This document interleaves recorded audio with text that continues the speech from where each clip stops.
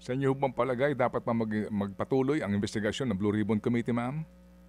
Oo, kasi kung maalala natin, ang House of Representatives at ang Senate, ang ginagawa nila ay in aid of legislation. Itong mga hearings na ginagawa nila ay para makita kung yung mga batas ba natin ay sufficient or kailangan bang amyendahan or kailangan ng baguhin, no? So itong mga hearings na ito ay nakikita kong necessary. Yun nga lang, ang sabi nga namin, sana ay tigilan na yung grandstanding, no?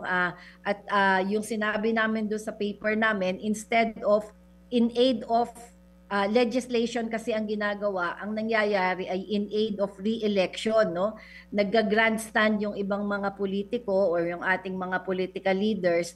So imbis na malaman talaga natin kung yung mga batas ba natin ay sufisyente, ang mas naririnig natin yung ingay, no, nung mga political leaders, no. So sana tigilan nila 'yan at talagang tindigan nila kung ano ba yung tamang mandato, no, ng members ng Congress, no, ng lower house at ng upper house. Mga kapatid, brothers and sisters, saan ka pa? Dito na tayo sa totoo.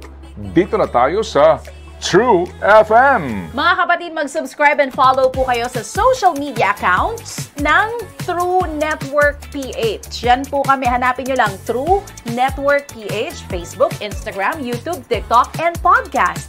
Mapa Apple or Spotify man yan, mahahanap nyo kami. Lahat ng mga napapanood at napapakinggan nyo po sa programa, nasa social media accounts namin yan. So, paano mga kapatid? See you sa social media!